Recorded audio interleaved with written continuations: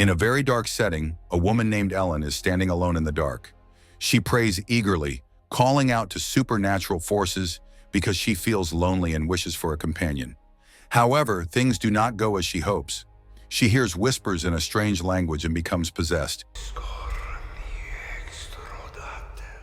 She steps outside, controlled by a power greater than her. Suddenly, a terrifying entity grabs her neck violently, causing her to collapse. She trembles in fear as the entity holds her tightly in the dark. Time passes, and Ellen grows into a young woman. Years later, she marries a man named Thomas. They live in Wisborg, Germany, where Thomas works as an estate agent. One morning, Thomas wakes up late and hurriedly gets ready for work. Ellen wakes up suddenly from a bad dream. She sees Thomas preparing to leave and begs him to stay, clinging to him desperately. Thomas reassures her, telling her he is late and must go. He gently comforts her before leaving for work. At his workplace, Thomas meets with his boss, who gives him a new assignment. His task is to meet a buyer and sell an abandoned, crumbling castle in Wisborg.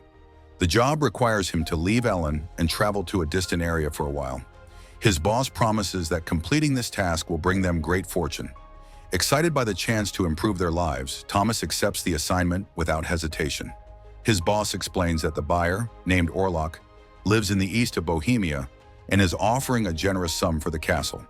Thomas must leave soon to finalize the deal. Later, Thomas tries to convince Ellen that his journey is necessary for their future. However, Ellen is upset and tells him about a terrible dream she had the night before. In her dream, she saw all her loved ones dying on her wedding day while she stood at the altar, and her groom was death itself. Thomas hugs her tightly and asks her not to speak of such frightening things again. Before his departure, Thomas and Ellen visit Friedrich, Thomas's best friend. Friedrich lives with his wife and 2 daughters. Thomas and Ellen spend the night there, and the next day, Thomas leaves Ellen in Friedrich's care.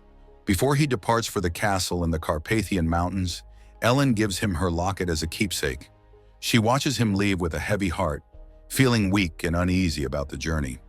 Thomas rides his horse and arrives in Transylvania, a small, ancient town with traditional customs. When he arrives, the villagers hold a strange, welcoming festival for him, knowing he has come to see Orlok. Thomas feels confused as he watches the festivities. After the welcoming dance, the crowd suddenly bursts into insane laughter. While he stands there bewildered, a man approaches him, silencing everyone else. The man speaks to him in Romanian, but Thomas does not understand the language. As night falls, an old woman takes Thomas to the place where he will sleep. Before leaving, she chants an unknown prayer over his face, which unsettles him. Frustrated by the strange events, Thomas tries to sleep but hears noises coming from outside. Curious, he peeks out of his window and sees a disturbing scene. A naked woman rides a horse, and the villagers gather around her. In front of the crowd, a man has a corpse on his horse and brutally impales it. Horrified, Thomas shouts at the sight, but the villagers turn and glare at him as though he is the one who has done something wrong. The next morning, Thomas wakes up as if from a nightmare. He steps outside, but to his surprise, the village appears completely empty. He feels an inexplicable pull toward a creepy tunnel, as if something is leading him. Standing at the tunnel's entrance, he sees a carriage racing toward him. The horses charge at full speed, and Thomas instinctively covers his face. However, when he looks again, the horses have vanished, and the carriage door opens by itself, inviting him inside. With no will to resist, he steps into the carriage, which carries him away. He only comes to his senses when he arrives at a mountaintop castle. Thomas enters the eerie castle through massive doors. The place feels both grand and suffocatingly dark, leaving him overwhelmed. He hears noises coming from the upper floors and decides to follow them. After passing through countless doors, he finally reaches the top and finds Orlok, the man he has been sent to meet. Without wasting time, Thomas begins discussing the sale of the castle, hoping to get the paperwork signed quickly. However, he feels tense in Orlok's unsettling presence. Orlok offers Thomas a drink as they talk, but Thomas cannot shake the strange vibe of the castle. He nervously mentions the rituals he witnessed in the village the night before. Hearing this, Orlok becomes furious. He scolds Thomas for speaking ill of the villagers' customs and aggressively orders him to eat. Shocked by Orlok's sudden outburst, Thomas accidentally cuts his hand with the knife while slicing his steak. At the sight of blood, Orlok moves unnaturally close to him, his eyes fixed on the wound. Frozen in fear, Thomas becomes helpless as Orlok uses his supernatural powers to feed on his blood. As this happens, Thomas hallucinates, seeing the castle's statues come to life around him. Eventually, he loses consciousness. When Thomas regains awareness, he finds Orlok holding Ellen's locket, which Orlok has taken from him. Orlok demands that Thomas sign a stack of papers, and Thomas complies, too weak to resist. Orlok then informs him that they are now neighbors, as he has purchased the castle in Wisborg. Uncomfortable with the situation, Thomas tells Orlok that he wishes to return home as soon as possible. Orlok, however, coldly tells him that he will stay. As the words leave Orlok's mouth, the castle's massive doors creak ominously, trapping Thomas inside. Thomas remains unconscious for some time, and when he wakes up, he notices a bloodstain on his chest, realizing something terrible has happened to him. Feeling weak and disoriented, he wanders around the castle. During his exploration, he comes across Orlok's corpse-like figure lying inside a coffin. As Thomas looks closer, he suddenly remembers that Orlok is the same monster who attacked his wife Ellen during her youth. Filled with rage and fear, Thomas grabs a knife and attempts to stab Orlok, mimicking what he saw the villagers do to the corpse earlier. At that moment, Orlok springs to life and retaliates violently. Terrified, Thomas flees the castle. With Orlok in pursuit, Thomas leaps into a nearby river to escape. He drifts downstream and is eventually rescued by nuns who find him unconscious on the riverbank. Back in Wisborg, Ellen begins to experience seizures and episodes of sleepwalking, which deeply worry Friedrich and his wife. Concerned for Ellen's health, Friedrich calls a doctor to examine her. The doctor diagnoses her with an imbalance in her blood but is unable to provide a cure. As Ellen's symptoms worsen, Friedrich seeks help from his mentor, Albin, a disgraced scientist known for his unconventional knowledge. Albin listens to Ellen's case and suggests that she is under the influence of a spiritual force, which he identifies as a demon called Nosferatu. Though Friedrich is skeptical, Albin insists that Nosferatu's presence is affecting Ellen, and that the only way to save her is to bury Nosferatu's body under consecrated soil.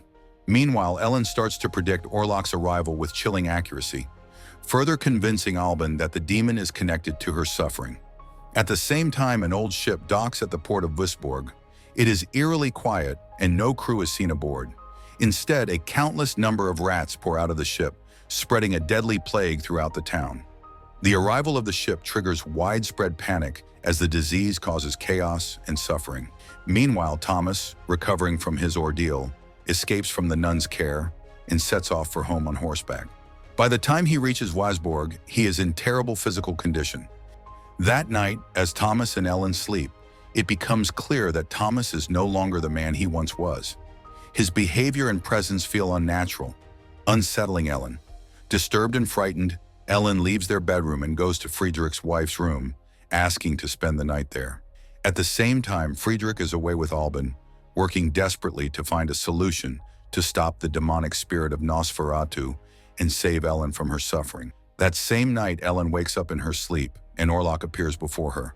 He demands that she submit to him, claiming that Thomas has already signed divorce papers. He threatens to destroy Wisborg unless she agrees to reaffirm the pact she made with him years ago. He gives her 2 nights to give her verbal approval, warning of devastating consequences if she refuses. However, this time, Ellen stands her ground. She refuses to obey him and boldly tells him to leave her husband alone. Orlok becomes enraged at her defiance, warning her that her actions will lead to severe consequences. As Orlok finishes his threats, Ellen notices Friedrich's wife lying on the ground, moaning in pain. Concerned, Ellen bends over to check on her. She sees swarms of mice devouring Friedrich's wife alive as she writhes helplessly on the floor. Friedrich's wife is taken to the hospital, diagnosed with the plague. Overwhelmed by the series of tragic events, Friedrich angrily tells Ellen and Thomas to leave his home, blaming their presence for bringing the horrors upon his family. Supporting a weak and frail Thomas, Ellen helps him return to their old house. Once inside, Ellen reveals her guilt-ridden secret to Thomas. She confesses that her prayers during a time of deep loneliness caused everything. She admits that she had prayed to any gods or spirits for a companion, and this unintentional pact with dark forces set everything into motion.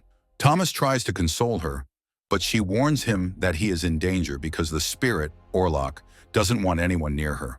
At that moment, Thomas witnesses unexplainable phenomena happening around them, confirming her fears. Meanwhile, Friedrich's wife recovers from the plague and returns home. Late that night, as everyone sleeps, she hears a chilling scream coming from her children's room. She tries to wake Friedrich, but he remains unresponsive, as if in a death-like sleep. Desperate, she rushes to the children's room alone.